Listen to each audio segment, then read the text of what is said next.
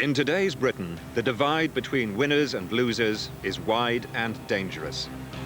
Elsewhere, there is much prosperity.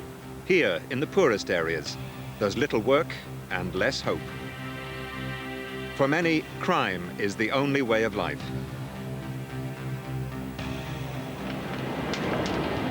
Open confrontation with the police has become a regular event.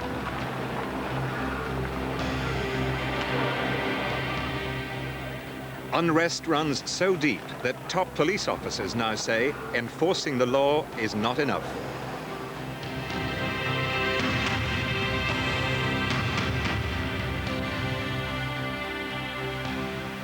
Teesside has the highest unemployment rate in mainland Britain. It's the place to look for links between unemployment and crime. In the Grangetown district, 40% of men are out of work. There's a darkening climate of lawlessness. The average shift will go from anything from burglaries through robberies right the way through stolen vehicles. But you've also got your London-style muggings are starting, which we never ever used to get really, where people will be held up with a knife in the street or beaten in the street and the wallet taken or other valuables on their possession. Policing South Bank and Grangetown is difficult. It is a difficult area. Lots and lots of criminals in close proximity in Grangetown, always waiting for an opportunity to steal. They tend to work in their own areas, steal in their own areas, from their own communities. To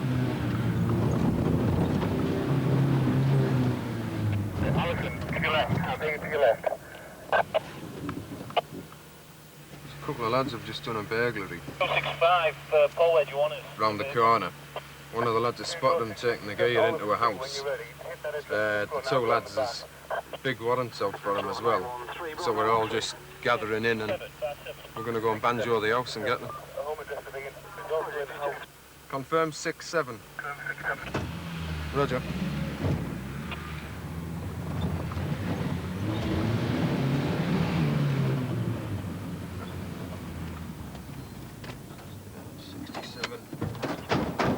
We have to deal with people differently here than in many other areas. We've got to get up early, we've got to arrest people. If we just go for people at the normal time, we're assured of a fight. People are well willing to have a go at police officers, to assault them, and don't care about the consequences. You fuck off with that camera! I tell you what it is, mate, I'll fucking have a camera, you bastard, throw it a minute. Get off Give him! some money. Get in the house. Get in the house, Cal. You fuck off with that.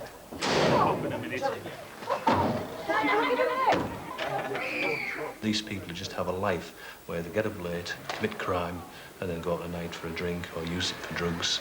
And there's no discipline in their lives, so unemployment is connected. You just have to look at the areas of high unemployment equals high crime. There must be some connection there. Mark Devonport is 27. He's the father of 3 young children. He has convictions for robbery, burglary, and grievous bodily harm.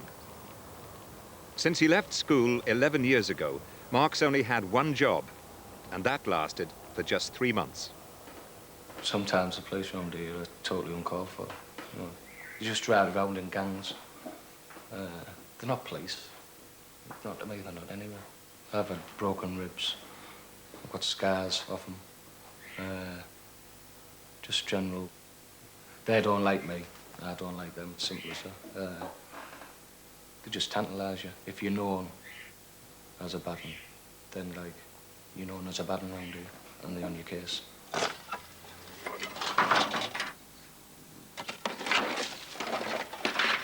Most of the time after I've left school, I've been spent in prison. I'd like a proper job, like any person would, really. I've got my family, I've got my own. All I want now is a job.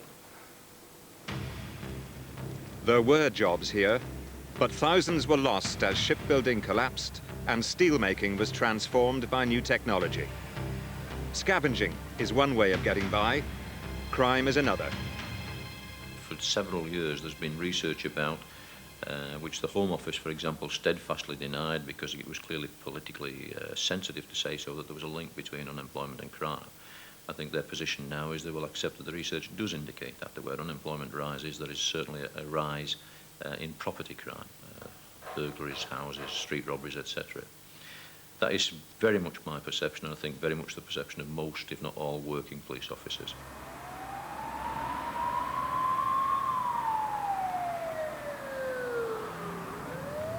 So 43 Ainstable Road, Red Astra towards Ormsby Bank.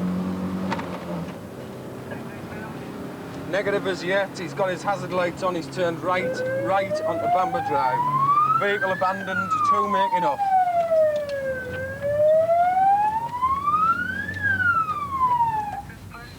Yeah, there's one made off towards Allendale Road. One made off towards Ormsby Bank. The one on Allendale Road's got black jeans on and a burgundy top. Some cars are stolen for joyriding. Others are stripped of valuable parts and set on fire. Did you see a lad run? Up there? Yeah, I've been told by members of the public he's ran back onto Ainstable Road. Left. Most crime is committed by young men.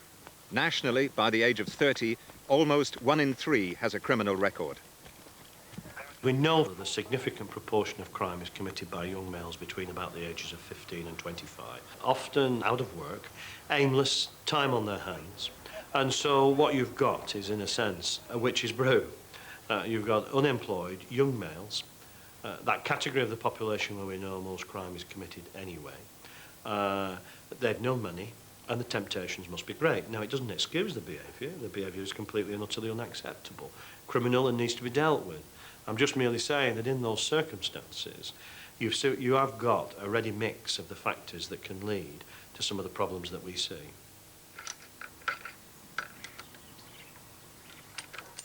Craig Millington is 15. He's been suspended from school for swearing at a teacher. But even high achievement at school wouldn't change the odds against finding a local job when he leaves this year. He'll have a 1 in 20 chance. Craig has already stolen dozens of cars. You and your mates are out and looking for what? Just like things to pinch out cars, but if you see a car, you just take the car. And what do you think about the people whose car it is and whose property it is? Just not bothered. Everybody in the area does it. Everybody you speak to is up to these things. And in Grangetown, it's just an everyday thing. And there's not much money in that going around the area and that. And I mean, kids want money all the time for different things and that. And it's the only way they can get it. It's very hard for them to join society. The things that they seek to acquire, they can't get, unless they do it unlawfully. And the rules that you and I live by are meaningless. They literally don't exist. And there are a number of reasons for that, parental influence and so on. I could give you 6 or 7 of them. I'm sure I don't need to. Now, do they commit a disproportionate amount of the crime? I don't think they do, but what they do is they live in an environment where a disproportionate amount of crime is committed. They're exposed to it far more than anyone else. They are themselves victims of it more than others. And they probably haven't had the constraints that you and I have on them not to commit crime. There are no rules.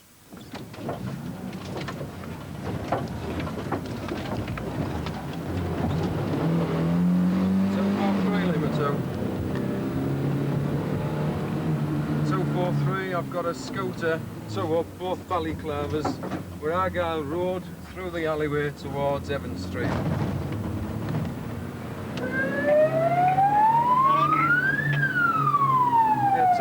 You're receiving. We're now Evans Street and we're going left up towards Shawcross Avenue. Yeah, you're totally 10-7. For your information, we're still Evans Street, coming up to Shawcross, back towards the boys' club. There's no pedestrians and no other traffic. Yeah, he's gone through the bollards. I've had to drop off from him. These people just walk around, balaclavas on, just looking for easy targets. And I'm afraid easy targets are there all the time. And of course, the steal, people will call the police, they will know who they are, and very rarely will they give evidence. Sometimes, even if they just call the police, then they're subject to all sorts of intimidation and violence.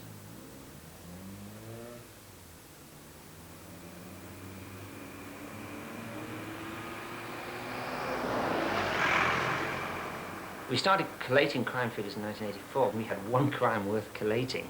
It's arisen gradually to the stage where in the last 9 months we've had 206 crimes of a nature serious enough to certainly call the police, and obviously it's getting out of hand and we're very, very worried about it.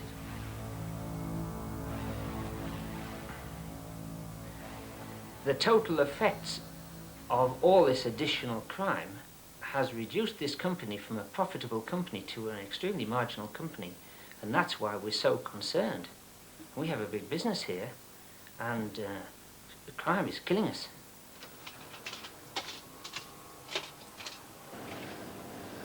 Our staff are frightened to give evidence against criminals because they live in the area. There's the fear of having the windows broken at home and being accosted in the street. I mean, let's face it, we're selling groceries. Nobody should have to put up with some of the harassment and intimidation that our staff have to put up with.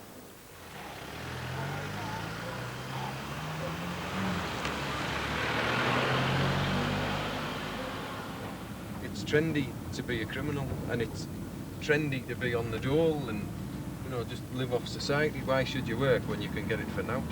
Society has changed that much in such a short space of time, and it's still changing and getting worse. It's not getting any better. The actual fabric of society, if you like, is still going downhill fast.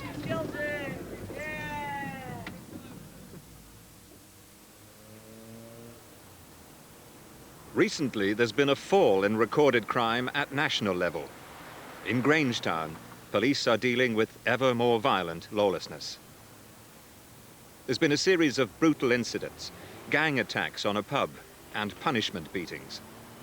We're going down in force basically because the premise is so big and we've got to search it properly. The search will be a thorough search. It's a very, very large place.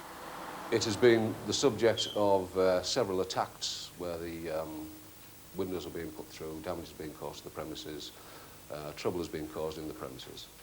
Mr. himself and his son have decided to take the law into their own hands and to basically act as judge and jury and sentence people to a punishment beating. We've had 5 punishment beatings now.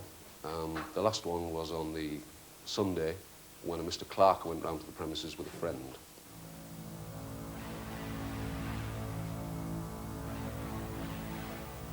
Fractured cheekbone, jaw, and broken nose, broken ankles, like 2 ankles, you know, and my teeth knocked out, so like 28 stitches in my head. I have an axe or a machete, some sharp instrument, you know, so, and knocked my teeth out the front, 2 teeth there. With the evidence of a statement from the injured man, the police have a warrant to search the pub where the attack allegedly took place. Good morning, how are you? From the CID office. Right. We're here to speak to if he's in, and any of the lads. Can you go and get him, look? We've got a search team, we're going to search the premises. I've got a warrant.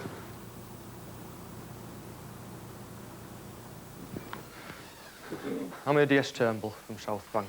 I need to speak to you about this incident that happened on Sunday night. Lad's been assaulted. What is this? Yeah, well, we'll explain that. I'm arresting you on suspicion of assault. Tell you that you don't have to say anything, but it may harm your defence if you do not mention, when questioned, something which you later rely on your defence. Anything you do say may be given in evidence. You understand that? I don't.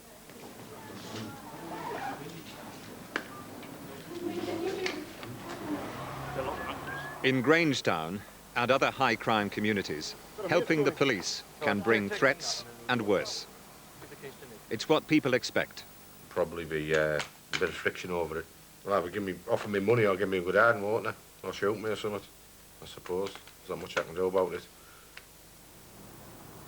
In the pub and in a house nearby, an exhaustive police search begins to bear fruit. Hey, first find of the day. Lovely jubbly. Shotgun, Let's see, ammunition from the 2-2 rifle that we recovered earlier on.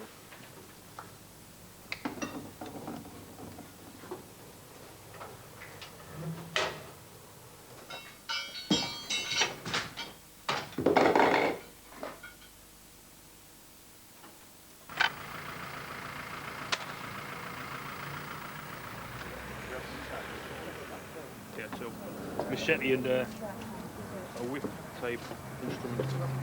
You got any? It's got hand-bowled forged on it. What does that say on the Indian? Hand-bowled forged. We've recovered numerous sort of weaponry. They found a pump-action son-off shotgun. Under some floorboards, under a carpet, they recovered 2 handguns. All were loaded and ready for use. And in addition to that, they've recovered a rifle with sights, and I believe there's some talk about a silencer. We've analysed some drugs that we found there, and it looks like either cocaine or crack cocaine, and it's obviously some sort of drugs-related issue, whether it was going to develop into some sort of drugs war type thing, because clearly they were armed for anything.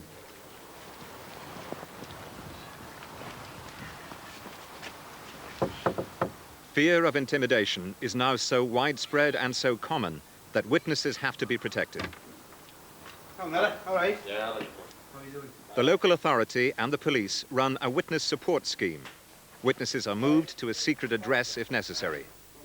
The witness support officer is a former soldier. Have you had any problems? No, I just had phone call.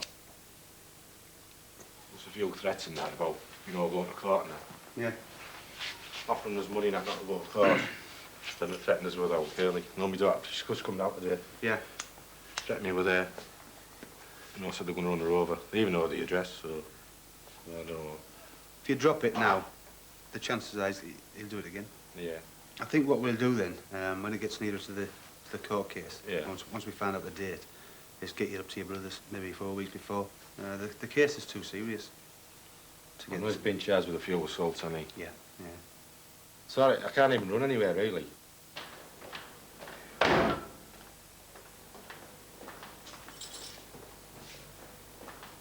Just listen to what the officer's got to say to you. You're going to be charged now. You're going to be charged with offences. I'm going to read out to you. You do not have to say anything, but it may harm your defence if you do not mention now something which you later rely on in court. Anything you do say may be given evidence. That you unlawfully and maliciously did cause Alan James Clark grievous bodily harm with intent to do him grievous bodily harm. That's contrary to Section 18 of the Offences Against the Person Act 1861. Do you wish to make a reply? Not guilty. Not guilty to all. That's correct.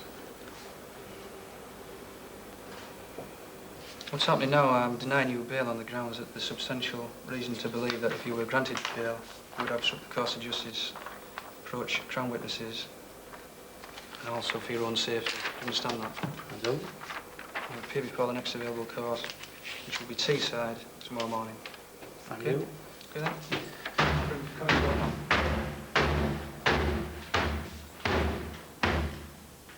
This particular case has yet to go to court.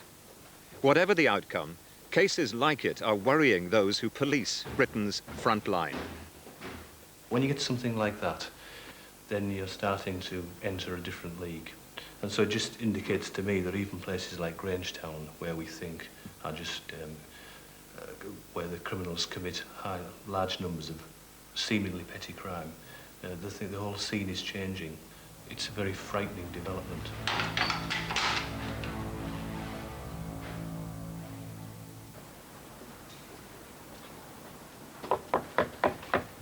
Lewisham in South London. An early morning visit to arrest a suspect in a street robbery. DC Harrington from Lewisham Police Station. Is in? Mm-hmm. Can I come in? Where is he? He's good. Can you show me up to it? The Metropolitan Police Commissioner caused an outcry last year when he said that many muggers in parts of London were black. You're under arrest for a robbery on a minicab driver last Wednesday. Young black men are given particularly close attention from the police. In London, They are 5 times more likely to be stopped on the street and searched than whites. In high crime areas, young blacks are likely to be seen by the police and by many of the white majority as an identifiable enemy. I think there is certainly a very strong perception, and I would share the perception, that there are some members of the ethnic community, particularly Afro-Caribbeans, who appear to be heavily represented in certain types of offences, particularly street robberies. I can understand the sensitivity of saying that, and that's why people are wary about saying it, but I think it is a general perception, certainly of many police officers, and I would be one of them. Each day, commuters make their way into the city by car. Some pass through Lewisham from more affluent areas. Often, they are victims of crime. Crime that bitterly divides British society, rich from poor, black from white. The lights were red. All of a sudden, the passenger door opened, and I was just aware of this person, half this person coming into the car, leant over the front seat and snatched my bag off the front seat. A young man has been arrested after a routine stop and search. The driving licence belonging to Mrs. Barron was found in his pocket.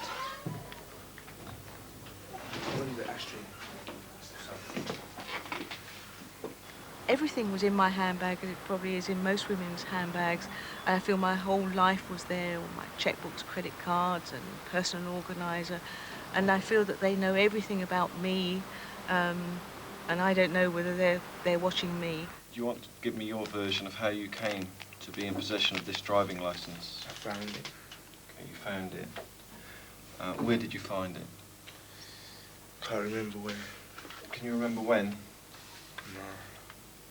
A couple months back. You've had it a couple of months, have you? And you can't remember whereabouts you found it? No.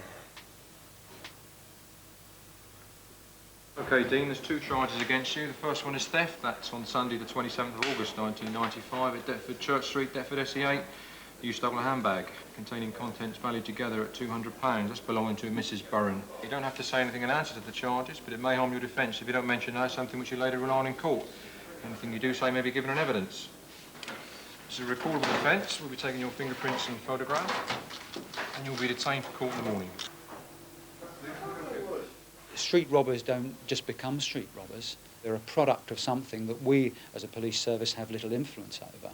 And what I would like to see is society actually looking at how this is happening and taking on board its responsibilities, so that in the future, in 10 years' time, we, the police service, are not dealing with the sort of people that we're dealing with today. No one supports me. I have to look after myself. I don't live with my mum. I'm renting a room. It's a hard way, really, hard way of living. I get £38, £36 a week from the benefits, and that can't really help me much. £36 is gone in a day. Once I do a bit of shopping, I could do a lot of shopping with it. That's it. I mean, I've had quite a hard life, and I've worked damn hard and long hours for my money, and things I've saved for, and it's the fact that I can work damn hard to have things, and they feel that they can sit on their backsides and just take it from you, and that grieves me. Where were you born, Dean? Lewisham Hospital. Date of birth? 8/8/78. Unemployment in parts of inner London is as high as 20%. Nearly 60% of black men under the age of 24 are out of work. Young black people are totally overrepresented in this. I don't like the word underclass. I know it is a word that is now used to describe the person who are at the bottom end of our society. But that group is getting bigger and bigger and bigger. We should be helping these people to achieve the best that they can, and we need to kickstart their self-esteem and the enthusiasm for life. But we cannot ignore it. I think we ignore it at our peril. So does that prove I took the handbag? No. No. Dean was found not guilty of stealing a handbag, but guilty of theft by finding for the driving licence, and fined £30. when we as a society say to our police service, you must police that element of our society, and we have got our middle class type values, and we are saying to these people down there with perhaps no values at all, we want you to behave like this, that's where the conflict's going to come, because they can't say anything wrong in what they're doing. We're saying we want you to behave in a certain way. How dare we impose our standards on them when that is all they know? That's the frightening bit. Is that your sister, my brother? No! They killed your brother! They killed your brother! They killed your brother! What are you doing in there with them murderers? What are you doing in there? An overwhelmingly white force polices London's multiracial population. Among 28,000 Metropolitan Police officers, there are only 300 Afro-Caribbeans.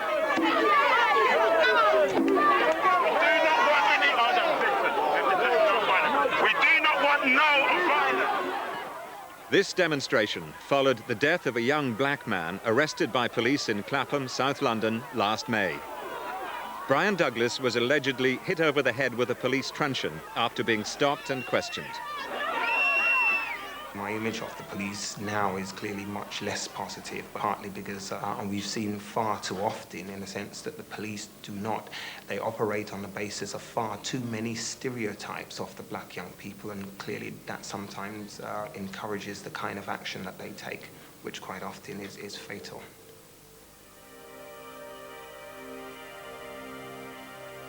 He was on a ventilator. Catheter in situ, the whole bit. I mean, I explained to the nurse that was looking after him that I also was a nurse. And she let me have a look at his charts and things like that. And from that point on, I realised that he wasn't going to make it. The Crown Prosecution Service has yet to decide if criminal charges will be brought. The police officers involved in the incident have been transferred to non-operational duties. We've had 70 black deaths as the result of police action in the last 10 years.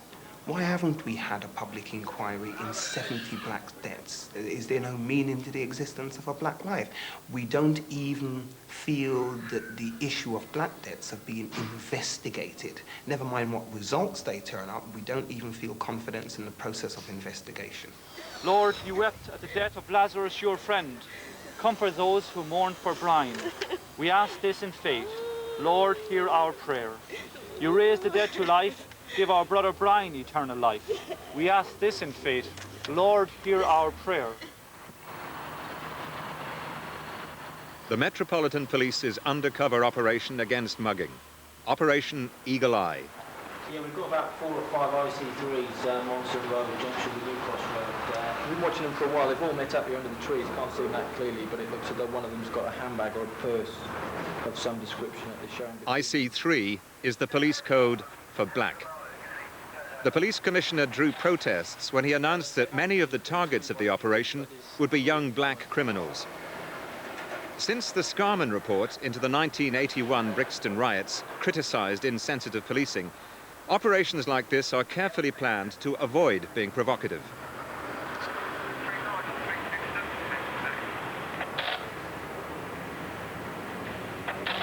Almost looks like he's acting it out, doesn't it? Yeah.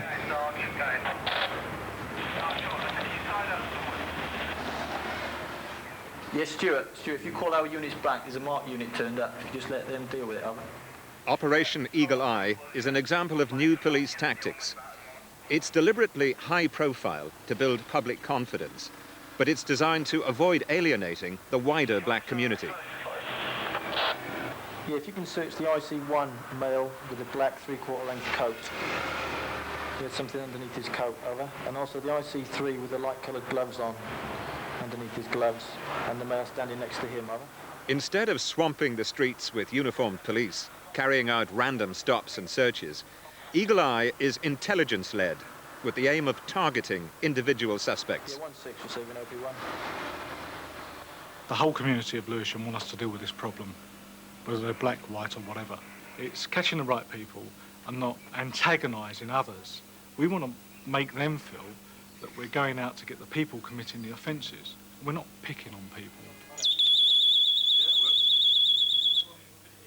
Eagle Eye is using newly developed techniques and technology to catch criminals in the act. Undercover teams are now part of standard policing.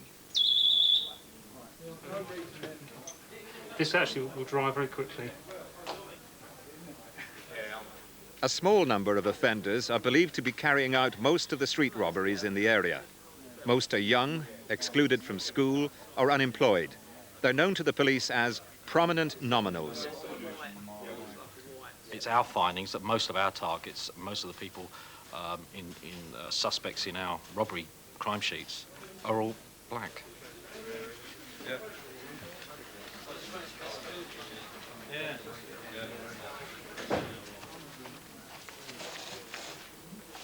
So already your complexion's taken on that sort of deathly pale look. Men and women police officers are dressed as stooges, the types that crime analysis has found to be likely victims of street robberies here. Robberies that may involve knives and other weapons. But you're going to go with Nigel in his car, and he'll explain and send you out at the right time.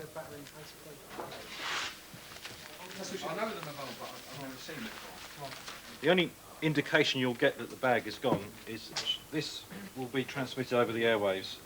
Attention, Alpha bag alarm. Alpha bag alarm. Alpha bag. And the same for the B bag. Have you still got your earpiece in, Rose? Street robbers are hard to detect after an attack. They change their appearance and quickly get rid of identifiable stolen property. The plan is to catch them in the act. Will people be concerned? We are arresting the right people, we're getting the right people. I think this is what the people of London want us to do. It's lawfully done, it's legally done, and we will use whatever means legally that we can to do it. If you tell Ruth to go in exactly the same place as she did before, in front of the bus stop, where she was ideal, and we've got another window a bit further down in a very small room, which covers her lovely with a camera, so we'll see what quality that's like. Because police evidence has been discredited in the past, everything is recorded on video to present in court. Eagle Eye is expensive. Detectives spend hours watching and waiting for their stooge to be robbed. Alpha bag alarm. Alpha bag alarm. This police team made only one arrest in a week. Not a mugger, but a woman pickpocket who normally works in the West End.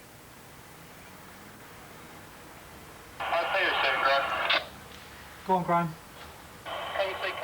The pickpocket told police it was her day off and she was shopping, not working.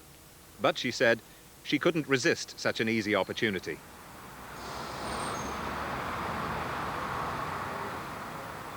We haven't got enough policemen to put on the street to cover every street. We know who the people are committing the crime, and we've got to catch them doing it by targeting and using these new methods.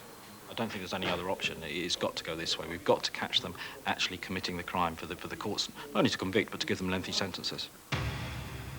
Whether targeting offenders reduces crime has yet to be seen. Even if it does, there are limits to what it can achieve. Seriously cutting the crime rate means persuading people not to commit crime, and that means changing attitudes. The Byerley Estate in Bradford. Across the country, there are 2,000 difficult-to-let estates. Often they're isolated like this one on the edge of town.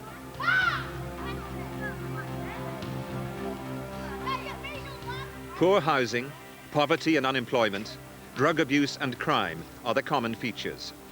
Among all these anxieties, fear of crime is the most acute. They've been broken into 9 times in a trial. They tried to get in, but they failed. They were disturbed, so 9 times properly. When we started being burgled at first, you got a distinct feeling of complacency. The police just weren't bothered, or they could say, well, you'll have to move. And we'd only lived here a fortnight. That really upset us, you know. Why the hell should these people move us out? We've as much right to live on this estate as they have. This is a good estate. If you're a thief, this is a good estate, because nobody grasses on you. When I was a thief, I used to be able to walk down the street with television videos, and people would talk to me. So you've been back at work again and ask how much. probably sell it before you get home anyway. Everybody in the estate knows everybody. We've been here that long. And nobody would grass a friend, like I wouldn't grass my son, I wouldn't grass the neighbour I've known for years. But if somebody grassed up on me, I would make sure they would never grass up me again. So, and I think a lot of the people in Bailey that does anything would do exactly the same. It did used to be a beautiful estate. It was beautiful. Everybody kept up the gardens. Everybody kept their own patches clean. I was born in the 30s. I mean, so my dad was unemployed. There weren't means tests then.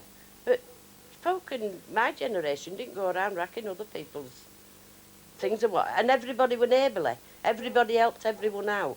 There's nobody today wants to know. There's no what used to be what called neighbours, you know. All I think about now is number one. I'm all right, Jack. Goodbye, Mr. Chips.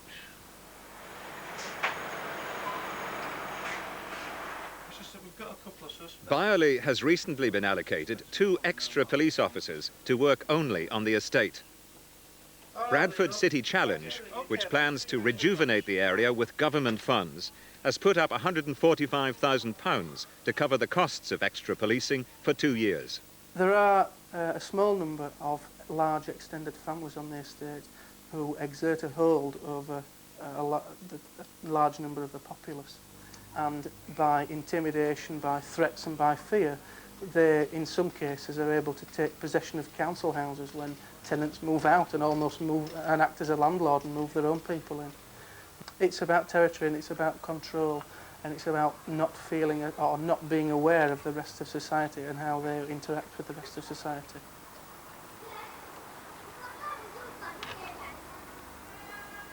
I've got my sister down there, number 17, wife's cousin next door.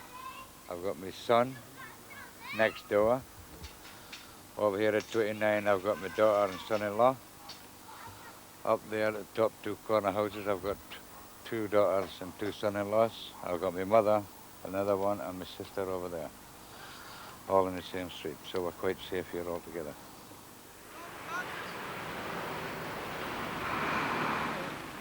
The detection rate on the Byerley estate was virtually 0. Raising it involved intensive policing, and inevitably that didn't go down too well with some of the locals. All right, so you've got to flag me down in the middle of the estate and tell me to fucking follow him. Bernie, will you put the handbrake on for me, please? That's on full, is it? Oh, splendid. So if you want to improve your community, surely it would be advisable. How can we improve community when there's people like you just stopping people? So, what that means is you're going to have to get your vehicle recovered. You can't drive it. Last time I got my leave, they give me an hour. Yeah, no. To get it home. No, this is immediate, okay? The Road Traffic Acts are intended to regulate motorists. Here, they're being used against suspects in other crimes. A fine for traffic offences will probably not be paid. That could lead to prison. People that were stopping are the people that are regularly using those vehicles without documents. They're using them to commit crime and to transport stolen things, you know, goods and etc., etc. And because we're giving them, well, what you could call pain, really, we're not persecuting them. They're getting stopped because they deserve to be stopped. It's harassment, well, really, isn't it? Right then, if you were in charge, if you were in charge of the police, what would you like them to do? Mate, yeah, with this estate, yeah, pull the fucking lock down, pull it down, flatten it. Well, that's not a police matter, is it? Well, what else can you do? You're not doing no else, are you? How many burglaries are there on this estate every day? It varies every day. Right, roughly then, a week? Probably, well, if you were to just say the Byerley estate, I would say a week at the moment. They're standing at about 1 a day. That's what you know about them, right? But are you saying people are out reporting them then? Yeah, of course they are. What's the point in reporting them? No one gets done about it. No one gets done about it. How much faith do you think these people have round here in the law? You tell me, you live here. They haven't got any faith. They haven't got nothing. Right. Because the police, at the top and bottom of it is the police, at Oddsall Top, at Dudley Hill, don't do out for these people. Don't do nothing for them. How many times has your brother been arrested for receiving stolen property? Stolen and burglaries on this estate? For what? Receiving stolen goods. My brother? Yeah. Gordon. I couldn't tell you. But he has, hasn't he? I've no idea. I couldn't tell you. I couldn't say. Put it this I can't way. say yes, I can't say no. Put it this way. I don't know. Receiving stolen goods is in your family in the form of your brother. Your brother's got previous convictions for receiving goods stolen in burglary. So, who are you to lecture me?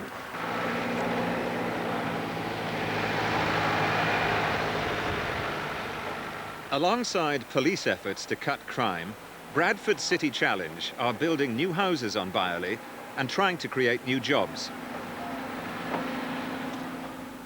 The local authority, housing associations and private industry are all involved. There's a youth work programme, job training, drug counselling. The police see this sort of partnership, addressing the causes of crime as well as catching offenders, as the only long-term strategy to cut the crime rate. On most of these estates, there are large numbers of people who are trying to live an ordinary life, and only a very small number who are actually creating the problem. Now, we can see that from a policing point of view. We can perhaps take out some of the people who are creating the problem by targeting them and ensuring they get convicted, and then they may get custodial sentences. But unless other agencies come along and prevent the next generation growing up into the same lifestyle, then our work is wasted, which is why only by partnership can you succeed. The social illnesses on Byerley can't be treated by police alone. 90% of those who live here are dependent on some form of state benefit. People with little to lose have little incentive to conform. An early morning attempt to arrest two teenagers who have failed to appear in court. They're the oldest children in a large family being brought up by a single mother. Just, no, we won't get out there. No. The police say the boys have been known to steal food in the past because they were hungry. Would you mind not looking in my window, please, if you don't mind? It's a bit early on a Saturday morning for all this. Damien, Philip. It's not here. Damien, it's in Halifax. Philip. It's in Blackpool. Can we come in and have a look then? Oh, bloody hell! It's 8:30 in Saturday morning, do you know? Well, listen, love, your lads should be going to court, shouldn't they? All three of them are Why have wanted. you picked this time in the morning? I've 3 kids to get When to else are Saturday supposed to school. come? Go bloody fine and go, sod off. This is an harassed sodding housewife with 7 kids to see to at 7:30 in the morning, 8:30, and they do this. Every single day, and they don't know why they get a mouthful every time they come to my door. Ooh. I'll tell them a few things about you two, don't you worry. A pair of pups. What's he then? And I don't need this, I'm a single parent with 8 children. Yeah, and another on way. My lads are 16, right, and 15. They're big enough to get themselves to court. If they don't want to go, that is their idea, not mine. They get letters through the post from the solicitors reminding them what have you. As far as I'm concerned, I cannot drag them down to court. I sat in court when I was 9 months pregnant with him. This one here, they were practically born in court with this kid. It would be funny if it weren't so sudden sad. This time in the morning, you just don't need it, do you? Well, what time are we You know what supposed I to mean? go? Come knocking on your door and ask you what time's No, convenient but next time. anybody with kids at 8:30 in the morning, they're getting them to school, aren't they? Do you know what I mean? If you come at what, 9:10, fair enough, I'd be sat having a pot of tea, let you in, you can have a good look round. All right, love. You know what I mean? Well, you might have to come down. Are you going to come down to Bridewell with us? Which ones would you like me to bring, all 5, or just the little ones? Well, do you want us to get social services out to get his rights Well, rid? if you don't mind, yeah. Okay then. Thank you. All right. Bye. Bye-bye. She tries her best. She's got very little money. The beds themselves are mattresses on the floor. There's no proper bedding. We've been to the house when there's been no electricity on, and the children are wrapped from head to toe in 2 or 3 layers of clothes. It is quite sad. But a lad's a thief, and if I start feeling sorry for him, and I'm not going to be a policeman, I'm going to be a social worker. Byerley is scarred by burnt-out houses. When tenants move out, empty homes are broken into and wrecked. Some were due for demolition, others were meant to be relet. Everything of value, copper piping, gas fires, even electrical wiring, is stripped. Then the house set on fire. In a 3-month period, the council has lost 30 houses. To survive in this country, you've got to be doing something. I don't care what all us goody-goody people say. Even the multi-millionaires are doing something. They're on a tax loophole fiddle and all this crap. You know, they call that legal. You know what I mean? You know, they do all this. So you've got to do something or you wouldn't survive.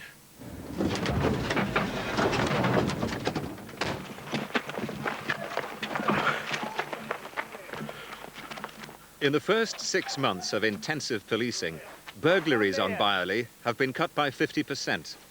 Confidence in the police has risen. Turn round. Ollie, go put your hands against the wall. You're all under arrest.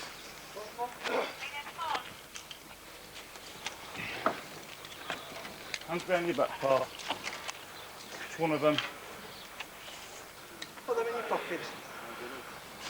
Put your hands behind your back. I'll let you two go together, kiss your brothers. Sweet, ain't it sweet? Yeah, lovely that. Yeah, don't twist it like that. Well, keep still then. 2897. Oh, look, he's had to twist it like that, man. Here, get a load of that. Right. SW1 from 2897. I want complaints later, mate. You're a stacked, it's a Home Office approved technique. Is it? Yeah. Well, we'll see about it, won't we?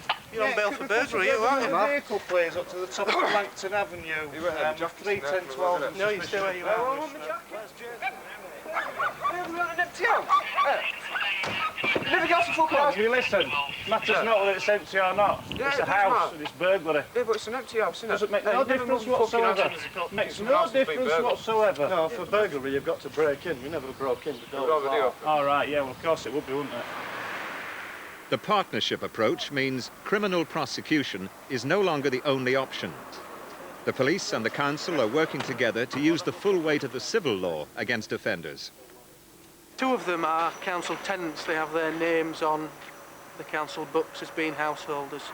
We'll approach the council, let them know exactly what happens today and advise the council the dates of any subsequent court hearings and possibly request that they consider legal proceedings against them.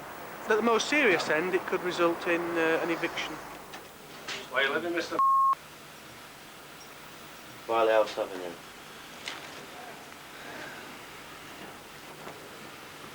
Currently on bail? Yeah, I think so. What for? Burglary. We know it's wrong. But it's because of what's happening and with the situation with the drugs, the unemployment, the lot. The situation as it is today, all over. That is why they're doing it. And they are getting sentenced more, and then these upper class people are sitting there saying, if they watch this program, they'll be sitting saying, oh, that's a disgrace. What an attitude today. Typical of that lot. You know, typical. What do you expect from that lot? They've been brought up that way. We weren't brought up that way. We had to grow up that way. There is in Byerley a dawning confidence that coordinated action can make a difference. That's why the police are now strong supporters of a strategy which goes much wider than simple law enforcement. I think it is very much a matter of a multi-agency approach, of looking at these issues as a community, not through the police eyes or through social services eyes or through education eyes. And schemes that I've been involved in, where you are mobilizing the whole community, you do have some positive results. And I think it's back to the community saying, we've had enough of this. We can win. I mean, we're celebrating in 1995, 50 years on from the war. I mean, we fought world wars. We beat some of the most difficult and vicious and dangerous aggressors. What we're talking about largely now are young people from our own communities. And I think the community can deal with it, providing it operates together. The police are part of that, part of it, and an important part, but only part. Part 2 of Frontline Britain next week looks at the links between poverty and drug-taking in Britain's most lawless areas. The war on drugs is said to be crucial in cutting crime, but that war may already be lost.